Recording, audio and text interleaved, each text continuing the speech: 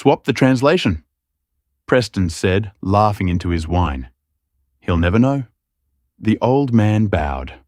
The waitress froze. Silverware trembled in her hand. They thought he was confused. They thought she was invisible. Clause 14 sat buried in English ink. 3,000 workers balanced on one signature. He called it a partnership. It was a slaughter. The translator's voice softened the lie. But she had heard the truth. Across the table, the old man's eyes flickered, not lost, not fragile, waiting. "Don't sign it," she said. And in that breath of silence, power shifted. The rain in Seattle didn't just fall. It hammered against the glass, demanding to be let in. But inside the obsidian room, the weather was just another inconvenience for the people who could afford to ignore it. This was the kind of establishment where the water was imported from a specific glacier in Norway, and the steaks were aged longer than some of the staff had been alive. Sophie leaned against the mahogany service station, pressing the heels of her hands into her eyes. It was only 6:45 p.m., but her feet were already throbbing in the mandatory 3-inch pumps. The obsidian room wasn't just a restaurant, it was a theatre of cruelty, and Sophie was merely a stagehand.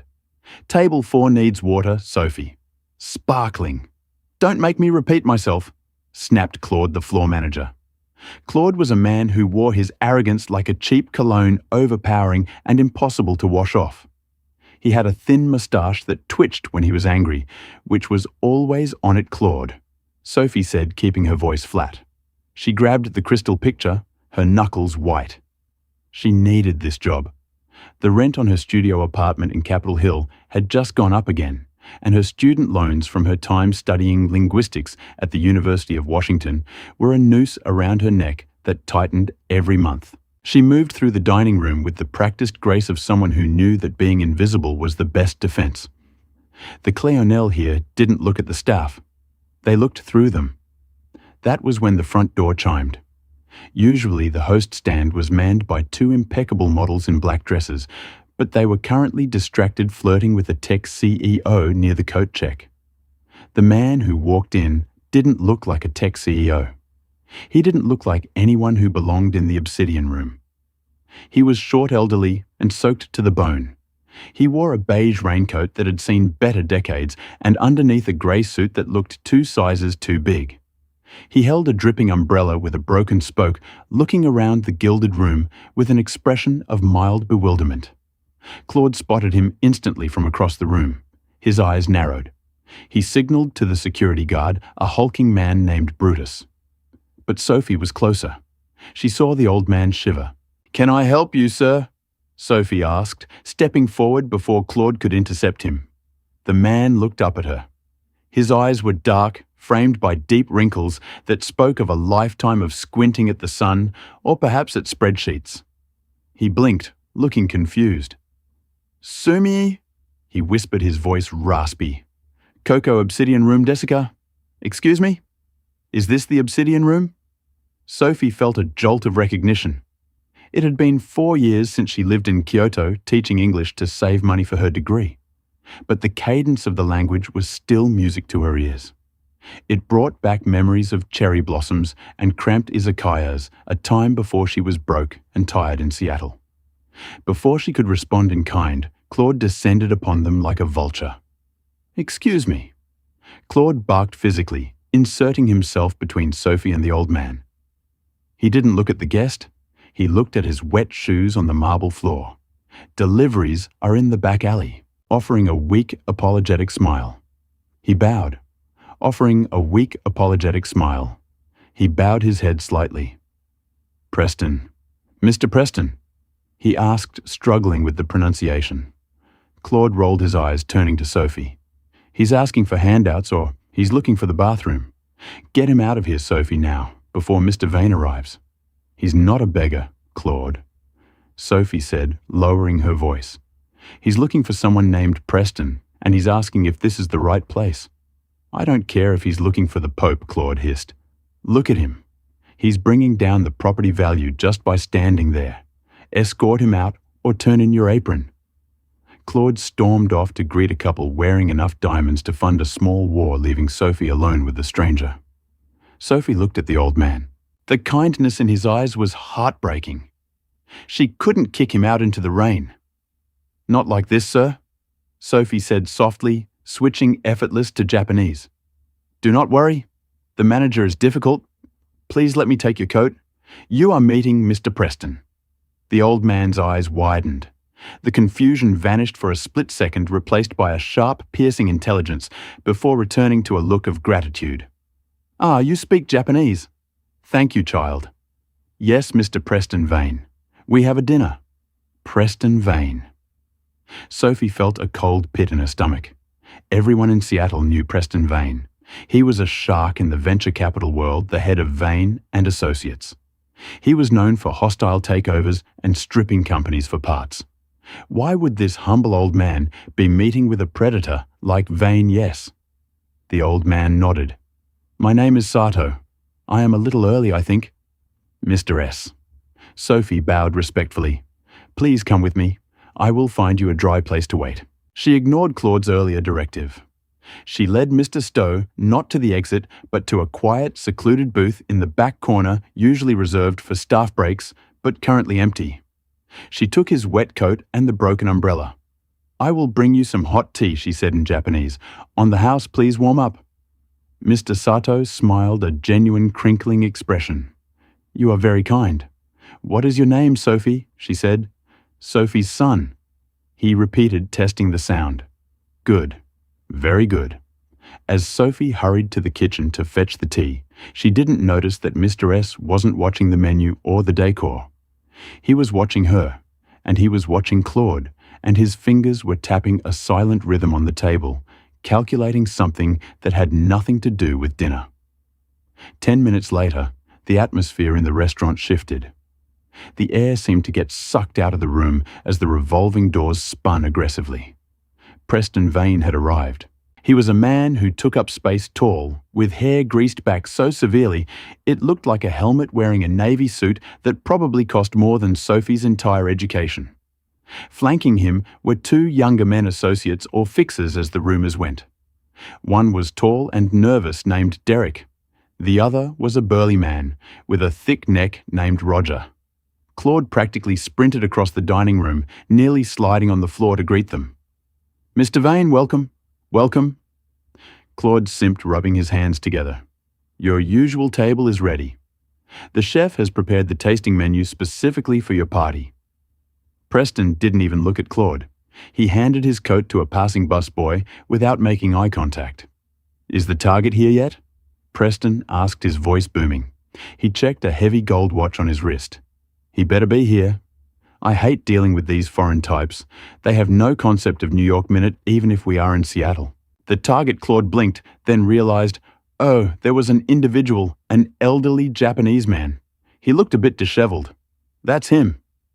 Preston laughed a sharp, barking sound. "Kenji Sato. The soy sauce king, or whatever they call him. Where is he? I had a waitress seat him in the back." Claude stammered, suddenly terrified. He had almost kicked out Vane's guest. "He was wet, sir. We didn't want him to disturb the ambience." "Good." Preston sneered. "Keep him in the back.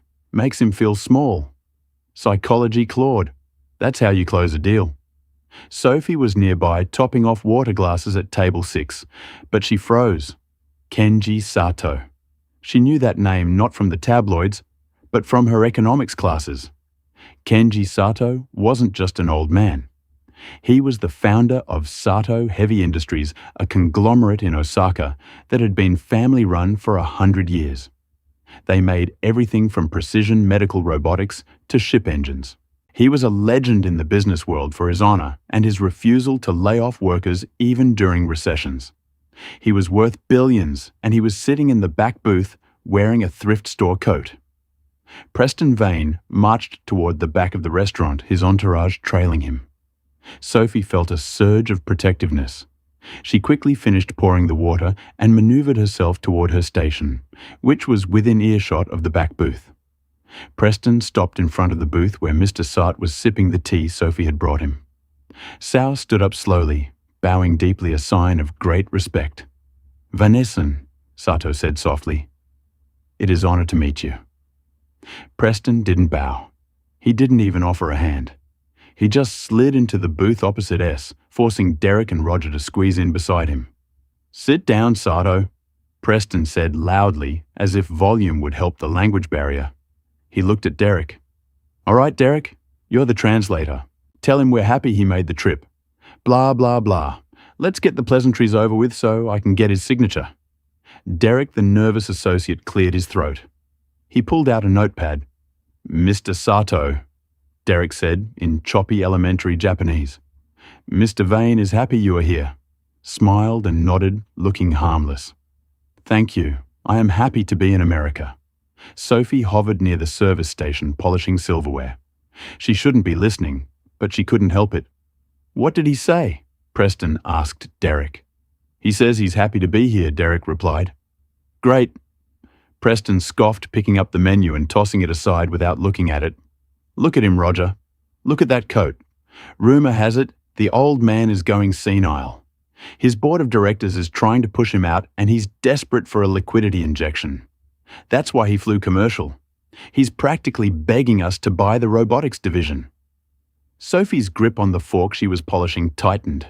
That wasn't true. S Heavy Industries was posting record profits. She had read the financial report just last week for a case study. Why would Preston think Sato was broke? He looks like a lost puppy. Roger chuckled, loosening his tie. Does he speak any English? Preston looked at Sato, who was staring blankly at the tablecloth. Hey, S. Preston waved a hand in front of the old man's face. Do you speak English? Sato looked up, blinked, and tilted his head. Wakaramon, he said softly. I don't understand. Preston grinned a predatory shark-like expression. Perfect. He's clueless. This is going to be easier than stealing candy from a baby.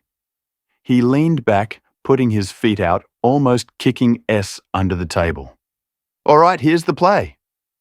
Preston said to his team, speaking rapidly in English, fully confident that the old man across from him couldn't understand a word. We are going to present the standard merger agreement, but Derek, you're going to swap the translation. We're telling him it's a partnership, a joint venture. But the English contract, the one he signs, is a full acquisition of the robotics patents with a non-compete clause that kicks him out of his own company in 6 months. Sophie dropped the fork. It clattered loudly against the granite counter. Heads turned.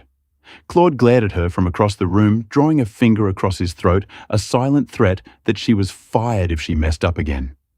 But Sophie didn't care about Claude. Her heart was pounding. This wasn't a business deal. It was fraud. They were going to trick this honorable old man into signing away his life's work, banking on the fact that he didn't read English and trusted his translator. She looked at Mr. Sato. He was smiling politely at Preston, seemingly oblivious to the knife being sharpened for his back. Hey you, Sir Preston shouted, snapping his fingers at Sophie. Waitress, don't just stand there dropping silverware.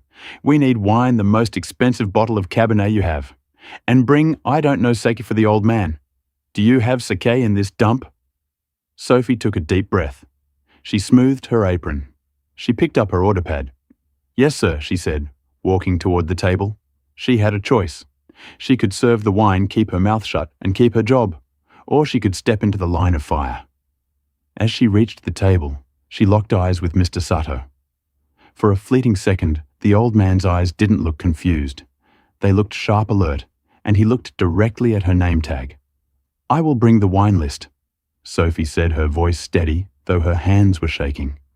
Make it fast, Preston grunted. We have a company to steal. He laughed, and Roger laughed with him. Mr. Sato just smiled and took a sip of his tea. Sophie turned to walk away, her mind racing. She needed to warn him. But how, if she spoke Japanese now, Preston would know she understood their plan.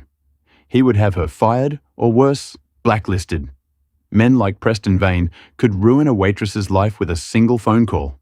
But if she didn't do anything, a legacy would be destroyed.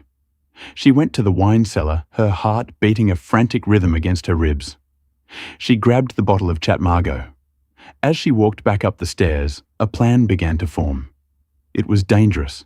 It was reckless, but it was the only way. She wasn't just going to serve dinner. She was going to serve justice. The bottle of Chat Margot was heavy in Sophie's hand, but it felt lighter than the burden of the secret she was carrying. She approached table 4 with the precision of a soldier entering a minefield. Preston Vane was already 3 drinks in his face, flushed a deep angry red. He was holding court, speaking loudly enough for the tables nearby to hear, clearly enjoying the sound of his own voice. So I told the senator, Preston boomed, gesturing with a fork loaded with seared foie gras. If you want the donation for the library, you kill the zoning regulation. Simple quid pro quo. That's how the world works, right, boys? Derek and Roger laughed on cue. Mr. Sato sat silently, his hands folded in his lap, staring at the untouched appetizer plate in front of him. Sophie uncorked the wine. The pop of the cork was sharp like a gunshot in the tense atmosphere. She moved to pour a splash for Preston to taste. "Don't bother with the ritual." Preston snapped, waving his hand dismissively. "Just fill it up and give the old man a glass. Maybe if he gets drunk, he'll sign faster." Sophie moved to Mr. S's side. As she poured the deep red liquid into his glass, she noticed his hands. They were calloused. Not the hands of a senile old man, but the hands of someone who had worked with machines. He didn't look at the wine. He looked at the cuff of her sleeve. "Derek," Preston said, leaning forward, his eyes gleaming with malice. "Ask him about the factories. Ask him if he's willing to shut down the Osaka plant to save costs. Tell him it's a restructuring necessity." Derek swallowed hard, wiping sweat from his upper lip. He turned to Sato. "Stoen?" Derek stammered in Japanese. "Mr. Vane asks if you are proud of your factories in Osaka. He says they are very beautiful and he wants to keep them exactly as they are." Sophie nearly dropped the bottle. It wasn't just a mistranslation. It was a complete fabrication. Derek wasn't just translating poorly. He was actively participating in the fraud. Mr. Sato nodded slowly, a nostalgic smile touching his lips. "Yes," he replied in Japanese, his voice soft. "My grandfather built the Osaka plant. 3 generations of families work there. It is the heart of our company. I would never sell if I thought the workers would be harmed." Preston looked at Derek. "Well, what did he say?" he says. Derek paused, glancing at the contract in his briefcase. "He says the plant is old and costing him money. He's ready to let it go." Music to my ears. Preston grinned, clinking his glass against Roger's. "Bulldoze the place, sell the land for condos. That's 40 million right there." Sophie felt a surge of bile rise in her throat. She was shaking. She filled Roger's water glass, her hand trembling so much that a few drops splashed onto the pristine white tablecloth. "Hey!" Roger barked, jumping back. "Watch it, sweetheart. This is Italian silk." "I'm so sorry, sir," Sophie whispered, grabbing a napkin to dab the spot. "Useless," Preston muttered. "Can't even pour water." "Claude." He raised his hand to summon the manager. Claude appeared, instantly materializing out of the shadows like a bad omen. "Is everything all right, Mr. Vane? Your waitress is incompetent." Preston pointed a steak knife at Sophie. "She's spilling water. She's hovering. Get her out of my sight. Send over one of the models. Sophie." Claude hissed, grabbing her arm hard enough to bruise. "Kitchen, now you're done for the night. Don't even clock out. Just go." Sophie looked at Claude, then at Preston, and finally at Mr. Stowe. The old man was watching the scene with a strange intensity. He didn't look confused anymore. He looked disappointed. "No," Sophie said. The word hung in the air. Even the ambient jazz music seemed to stop. Claude blinked, stunned. "Excuse me," I said. "No," Sophie said, pulling her arm from Claude's grip. Her voice was shaking, but it was louder now. "I'm not leaving yet. The gentleman hasn't finished his dinner." Preston laughed a cruel, incredulous sound. "Did the help just talk back? I like her spirit, Claude. Let her stay. I want to see her face when we close this deal. It'll be a lesson for her, a lesson in who holds the power." He turned his back on her, dismissing her existence entirely. "All right, bring out the paperwork. Let's end this charade." Sophie stepped back against the wall. her heart hammering against her ribs like a trapped bird. She had bought herself a few minutes, but for what? She needed a moment to speak to Sato, but they wouldn't let her near him.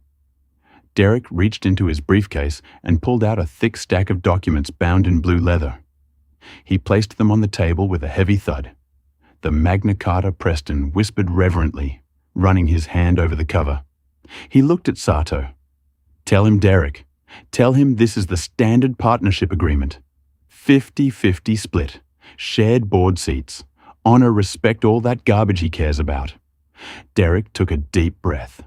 He turned to Sato. "Sato Sonan." Derek said, "This is the agreement. It says, we are partners, equal partners. Together, we will build the future." Sato looked at the document. He reached into his jacket pocket and pulled out a pair of wire-rimmed reading glasses. He put them on slowly. "Does it," said in Japanese, his voice hardening slightly. "It is very thick for a partnership agreement." "What's he saying?" Preston demanded. "He says it's thick," Derek said quickly. "Tell him it's just legal boilerplate standard American procedure. Tell him not to worry his pretty little head about it." Derek nodded. "It is just formalities, standard forms. Please just sign at the back." Sato didn't open the folder. He placed his hand on top of it. He looked around the table, his gaze landing on Preston. "I have heard rumors about Vane and Associate," Sato said in Japanese, looking directly at Preston's eyes. "Rumors that you are hungry ghosts, that you eat companies and leave only bones." Derek turned pale. What Preston asked, sensing the shift in tone. "What is he jabbering about?" Derek stammered. "He says he has heard. You are very successful, very hungry for success." "Damn right I am." Preston slammed his hand on the table. "Give him the pen." Roger pulled a MLANC pen from his pocket and clicked it open. He slid it across the table toward Sato. S looked at the pen. Then he looked up past Preston, past the lies, and locked eyes with Sophie. It was a silent plea, a test. "Do you have honor?" his eyes seemed to ask. Sophie couldn't breathe. If she spoke, she lost her job. She lost her reference. She might get sued. But if she stayed staunch, she lost her soul. She took a step forward. "Don't sign it," Sophie said. Her voice was clear, cutting through the low hum of the restaurant. Preston Vane froze. He turned his head slowly, like a mechanical turret, to look at her.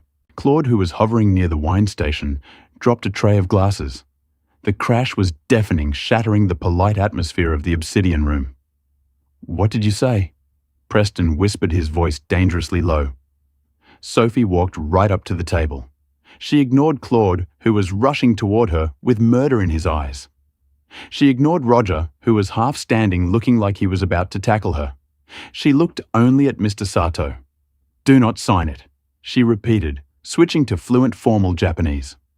"Sato-san, they are lying to you." The man with the glasses is not translating correctly. "This is not a partnership. It is a hostile acquisition." The silence that followed was absolute. Derek looked like he was going to vomit. Preston's face turned a shade of purple that defied medical science. "You little witch!" Preston snarled, standing up. He towered over her. "You speak Japanese?" "Yes," Sophie said, switching back to English, standing her ground despite her trembling knees. "And I heard everything. You told Derek to lie about the Osaka plant. You plan to fire the workers. You plan to strip the assets. Clause 14 isn't about restructuring. It's about liquidation." She pointed a shaking finger at the blue folder. "Stoan, page 40. Paragraph 3. It gives Vane and Associates full power of attorney over your patents immediately upon signature. They will steal your robotics division by morning." "Shut her up!" Preston screamed. "Security, get this crazy woman out of here. She's lying. She's drunk." Claude grabbed Sophie by the shoulders, digging his nails in. "You are fired. You hear me? You are done in this town. Get out, Brutus." The security guard was rushing over, his heavy boots thudding on the carpet. "Mr. Stowe, please." Sophie cried out as Claude dragged her backward. "Check the document. Don't trust them. Get her out." Preston was shouting, "Siva flying from his mouth! I'll sue this restaurant into the ground! I'll have you all arrested!" Stowe sat perfectly still amidst the chaos. He didn't look at the security guards. He didn't look at Preston. He reached out and flipped open the blue folder. He didn't flip to the back to sign. He flipped to page 40. "Wait," Sato said. It was a single word spoken in English. The room stopped. Preston blinked. "What?" Sato stood up. He didn't look frail anymore. He looked like a mountain that had decided to move. He looked at the page, scanning the English text with perfect comprehension. Page 40. Sato read aloud, his English accented, but grammatically perfect. "The acquirer shall assume full control of all intellectual property regardless of the operational status of the target entity." He looked up over his reading glasses. The confusion was gone. The senile old man mask had fallen away completely. In its place was the face of Kenji Sato, the Titan of Osaka, a man who had negotiated with prime ministers and emperors. "You speak English?" Preston whispered, the colour draining from his face. "I studied at Oxford," Sato said calmly. "Class of 1974. He closed the folder with a snap. "I also speak French-German," and he turned his gaze to Derek, who was shrinking into his seat. "I speak the language of liars, though your dialect is particularly clumsy." Claude released Sophie, his mouth hanging open.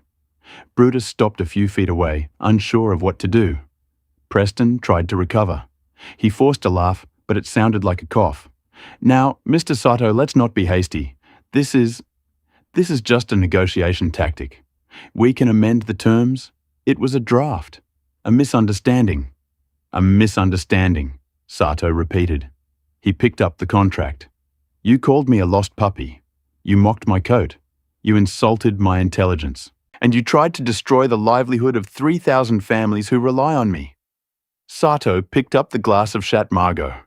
Preston flinched, thinking the old man was going to throw it at him. Instead, Sato turned to Sophie. "Come here, child," Sato said gently. Sophie stepped forward, rubbing her arm where Claude had grabbed her. "You risked your employment," Sato said. "You risked your safety to save a stranger." "Why? Because it was wrong," Sophie said, tears stinging her eyes. "And because my father worked in a factory. I know what happens when men like him." She gestured to Preston. "Take over." Sato nodded. He reached into his pocket and pulled out a sleek black smartphone, not the old flip phone he had pretended to check earlier.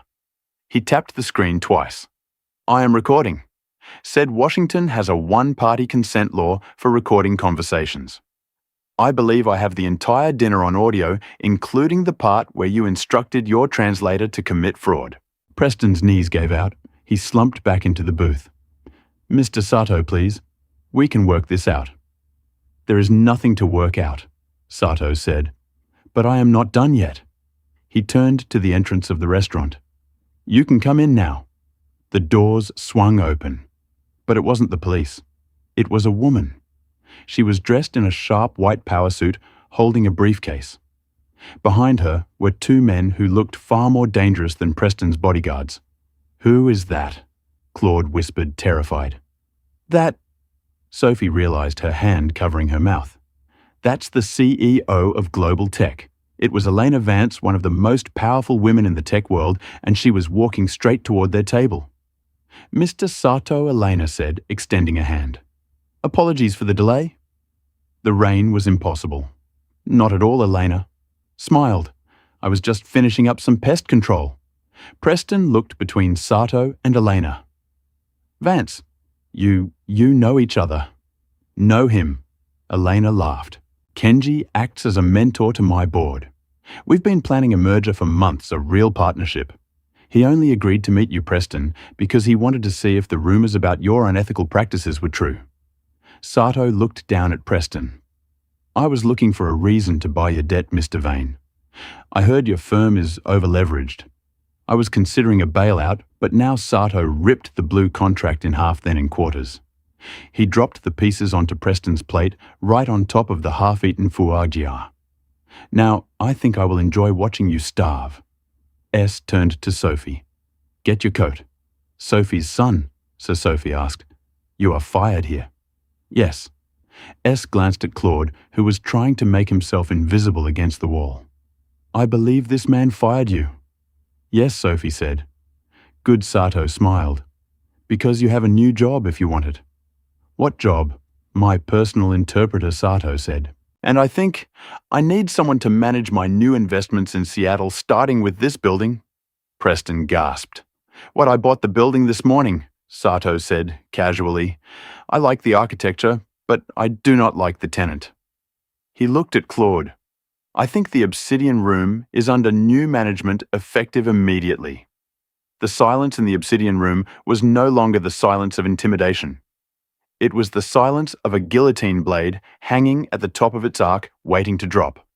Claude, the manager, who had spent years terrorizing his staff with the petty tyranny of a man given a microscopic amount of power, was currently trembling so violently that the buttons on his vest looked like they might pop off. He looked at Mr. Sato, the man he had tried to throw out into the rain, and then at the wet floor where he stood. Mr. Sato! Claude squeaked his voice an octave higher than usual. Sir, there has been a terrible mistake. I was merely following protocol. We have strict dress codes. If you had known I was a billionaire, you would have treated me like a human. S interrupted, his voice calm but cutting. But because you thought I was poor, you treated me like garbage. That is not a mistake, Mr. Claude. That is a character flaw. And unfortunately for you, I do not employ people with such flaws. Preston Vane, however, was not ready to go down without a fight. The shock of the torn contract was wearing off, replaced by the desperate, cornered rage of a narcissist. He stood up, knocking his chair over. You think you can just walk in here and threaten me? Preston spat, pointing a shaking finger at Sato. I don't care if you bought the building. I have a lease. I have rights. And you? He whirled on Sophie. You violated customer confidentiality. I'll have your license. I'll sue you for every penny you'll ever make. Elena Vance, the CEO of Global Tech, who had just arrived, stepped forward. She didn't look angry. She looked bored, which was infinitely worse. Preston, Elena said, checking her nails. You really need to check your spam folder. My legal team sent over a cease and desist regarding your use of Global Tech's proprietary algorithms about 10 minutes ago. And regarding your lease, she looked at Sato. Sato sipped his wine. The lease for the Obsidian Room contains a morality clause. It allows the landlord to terminate the agreement immediately if the tenant or their guests engage in illegal activity on the premises. Illegal activity. Preston laughed nervously. I haven't done anything illegal. This is a business dinner. S tapped his phone again. The recording of the last 20 minutes played back, amplified by the silence of the room. Preston's voice recording. Derek, you're going to swap the translation. The English contract, the one he signs, is a full acquisition. Fraud, stripping the assets. The recording echoed off the high ceilings. Conspiracy to commit fraud. Sato said, wire fraud, given that you emailed the documents and attempted grand larceny. That sounds illegal to me. And since I am the landlord and I just witnessed a crime in my building, well, Sato gestured toward the front door. Through the rain-streaked glass, flashing blue and red lights began to pulse. They washed over the dining room, illuminating the horrified faces of the other diners. 2 police officers entered, shaking the rain off their uniforms. They didn't look at the menu. They looked straight at table 4. Preston Vane. The lead officer asked. Preston's face went white. Now hold on. Do you know who I am? I golf with the chief of police. Yeah, well, the chief just got a call from the Japanese consulate and the state attorney's office, the officer said, pulling out a pair of handcuffs. Turns out, trying to defraud a foreign national of $1 billion company gets people's attention. Turn around, sir. The sound of the handcuffs clicking shut was louder than the thunder outside. Derek, the translator began to sob.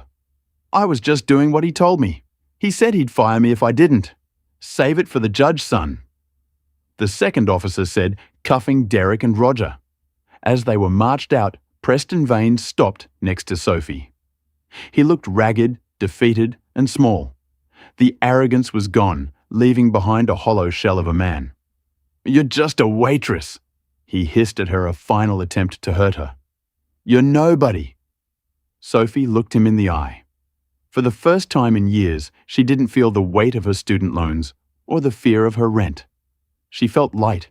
"I'm the waitress who just took you down," she said softly. "And unlike you, I know how to serve with honor." The officers shoved Preston forward, dragging him out into the pouring rain. He didn't have his coat. He didn't have his umbrella. He was just another man getting wet in the Seattle storm. The restaurant was dead silent. Every diner, every waiter, every busboy was staring at the scene. Claude cleared his throat, trying to salvage his own skin. "Well, justice is served. Now, Sophie, let's get this table cleared." And Claude Sato said, not even looking at him, "Yes, sir. Give me your keys." Claude froze. "Sir, the keys to the restaurant," Sato said. "And your badge. You are trespassing on my property. You have 5 minutes to gather your personal effects and leave. If you are still here in 6 minutes, I will have the officers return." Claude looked around the room seeking support. He looked at the other staff members, the busboys. He had yelled at the hostesses. He had demeaned the chefs he had overworked. No one looked away. They were all smiling. Slowly, Claude placed his ring of keys on the table. He took off his manager pin and set it down next to the torn contract. He walked out the back door into the alley exactly where he had told Sato to go.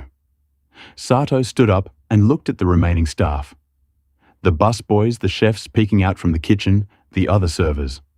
"My apologies for the disruption to your shift," Sato announced, his voice carrying through the room. "I'm closing the restaurant for the night." However, he paused. "Everyone working tonight will be paid for a full month's shifts. Go home. Rest. We have a lot of work to do starting Monday." A cheer went up from the kitchen that was loud enough to shake the wine glasses. S turned to Sophie. He offered her his arm like a gentleman escorting a lady to a ball. "Shall we go, Sophie? Son, I believe we have a business strategy to discuss, and I am still very hungry. Do you know a place that serves good ramen? Somewhere unpretentious?" Sophie smiled, tears streaming down her face. "Mr. Sato, I know the best place in the city. It's a hole in the wall. The chairs are plastic." "Perfect." S beamed. "Lead the way." 3 days later, Sophie sat in the lobby of the Four Seasons Hotel. She wasn't wearing her stained apron or her uncomfortable heels. She was wearing her best blazer, one she usually saved for interviews that never went anywhere, and she was clutching a leather portfolio Sato had sent over by courier that morning. She felt like an imposter. The adrenaline of that night in the Obsidian Room had faded, replaced by the cold reality of her resume. She was 26 in debt, with a degree in linguistics that everyone told her was useless. Why would a man like Kenji Sato, a man who could hire former diplomats, want her, Miss Sophie? A young woman in a sharp suit bowed to her. "Mr. Sato is ready for you in the penthouse." The elevator ride was smooth and silent, causing her ears to pop. When the doors opened, Sophie stepped into a room that was larger than her entire apartment building. The view of the Puget Sound was breathtaking, grey and majestic. Sato was sitting on a sofa, reviewing documents with Elena Vance. He looked different today, wearing a tailored charcoal suit that fit him perfectly. No more lost old man disguise. "Ah, Sophie-san." Sato stood up, his face lighting up. "Please come in. Have you eaten? The scones here are acceptable, though the tea is brewed too hot." "I'm fine, thank you, Sir," Sophie said, clutching her portfolio. "Please sit." S gestured to the armchair opposite him. "Elena was just filling me in on the fallout." Elena smirked. "It's a bloodbath, Sophie. You'd love it. Vane and Associates is dissolving. Their investors pulled out the second the news of the arrest hit. Preston is out on bail, but he's been blacklisted from every board in the Fortune 500. He's currently being sued by 3 of his former partners. I'm glad." Sophie said he hurt a lot of people. "He did," Sato said, his expression turning serious. "And he would have hurt thousands more if you hadn't spoken up. That is why you are here. Sato slid a document across the coffee table. It wasn't a confusing legal trap like the one Preston had tried to use. It was a single page, clean and clear. Employment offer executive liaison and cultural advisor. Sophie read the title. Then she read the salary. Her breath hitched. It was more money than she would have made in 10 years of waiting tables. I don't understand, Sophie stammered. Mr. Sato, I'm grateful, but I'm just a waitress. I have a degree, but I have no corporate experience. I don't know how to run a company or manage investments. Sato leaned forward, clasping his hands. Sophie, he began gently, do you know why I dress in old clothes when I meet new partners? To test them, she guessed. Partly, but also to see what they value. Most people look at the suit, the watch, the shoes. They calculate the price. They value the container, not the contents. He pointed at her. You saw a wet, confused old man. You had nothing to gain by helping me. In fact, you had everything to lose. Your manager threatened you. You were busy. You were tired.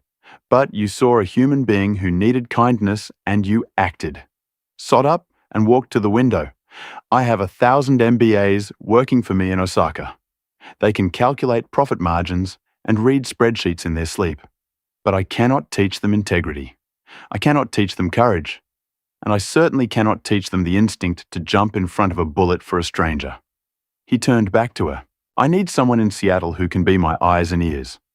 I am buying several companies here, including a biotech firm and a green energy startup. I need someone who can walk into a room and listen not just to the words, but to the meaning. Someone who understands that language is about connection, not deception. You translated the truth when everyone else was lying. That is a rare skill. Sophie looked at the contract again. The numbers swam before her eyes. But the restaurant, she asked, what happens to the obsidian room? Ah smiled mischievously. That is part of your job description. I own the building now. I do not want to run a restaurant. But I believe you know exactly what was wrong with it. Everything Sophie said automatically. The culture was toxic. The food was pretentious. The staff were treated like cattle. Exactly. S nodded. So I am giving the lease to the employees a co-op, but they need a board director to represent my interests as the landlord. I want that to be you. Sophie stared at him. You want me to be the landlord of the restaurant where I was a waitress? I want you to ensure that no one like Claude ever runs it again. S corrected. I want you to make it a place where a wet old man with a broken umbrella would be welcomed with a warm towel, not a scolding. Sophie thought about the other servers, about the single mom in the kitchen who washed dishes, about the busboys who were studying at night. She thought about the power she would have to change their lives. She picked up the pen. It was a heavy, expensive pen, likely the same brand Roger had tried to use to steal Sato's company. But this time, it was being used to build something. I won't let you down, Satosan, she said. I know, Sato replied. Now, sign quickly. We have a meeting with the mayor at 2:00 p.m. I intend to complain about the potholes on 4th Avenue. 6 months later, the rain in Seattle was still falling, because some things never change, but the atmosphere on the corner of 4th and Pine had changed entirely. The gold lettering that once spelled the Obsidian Room was gone. In its place was a simple, elegant sign made of reclaimed wood and soft glowing iron, the hearth. The heavy velvet curtains that used to block out the world had been removed, revealing warm, inviting light that spilled out onto the wet pavement. Inside, the stiff, morale-like silence was replaced by the hum of conversation, the clinking of silverware, and genuine laughter. Sophie stood by the entrance. She wasn't wearing an apron. She was wearing a cream-coloured suit that commanded respect without being flashy. She checked her tablet, reviewing the reservation list. They were booked solid for 3 months. Ms. Sophie. A young man ran up to her. It was the former busboy, now the floor manager. He looked happy, energetic, and most importantly, terrified. The shipment from the local farm just arrived, he said. Chef wants you to taste the new mushroom risotto before we put it on the special. I'll be there in 5 minutes, Tyler. Sophie smiled. How is Table 7 doing? Great. It's the teachers' union representatives. They love the new pricing model. Sophie nodded with satisfaction. When she took over, she had slashed the prices, simplified the menu to focus on local seasonal ingredients, and abolished the tipping system in favor of a thriving wage and profit sharing for all staff. The critics had said it would fail. Instead, the hearth had become the most beloved spot in the city. The door chimed.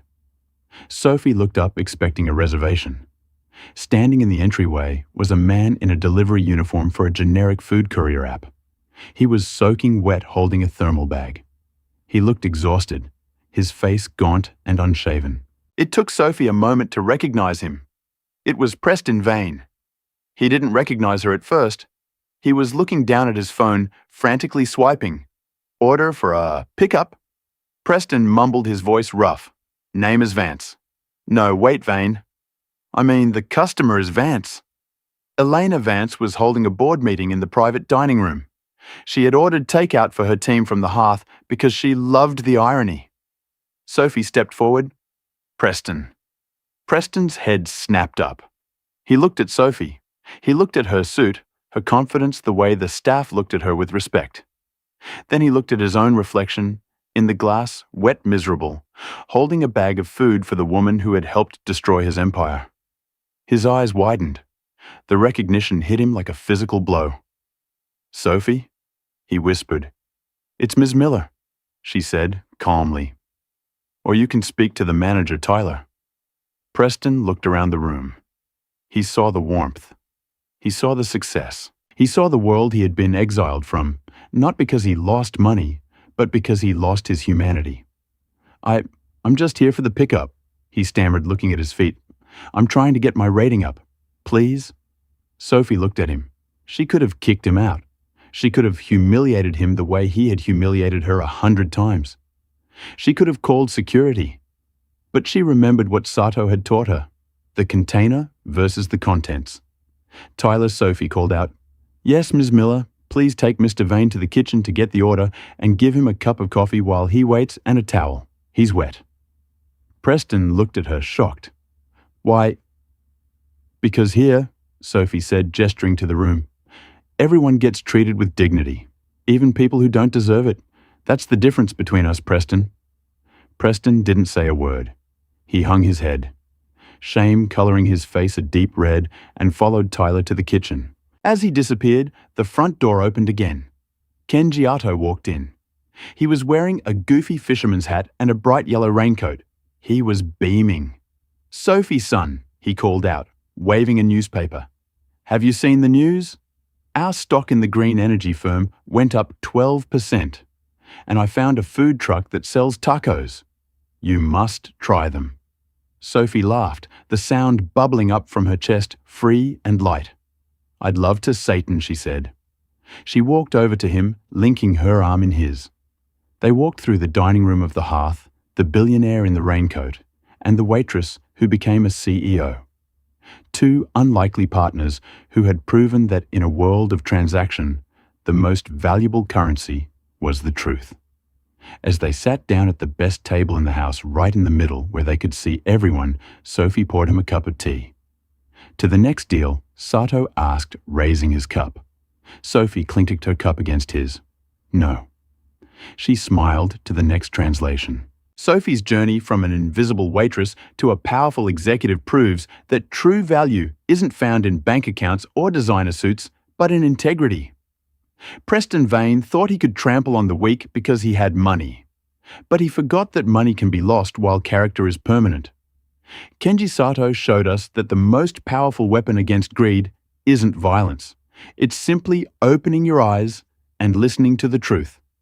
In the end, the language of liars might get you a quick deal, but the language of humanity builds a legacy.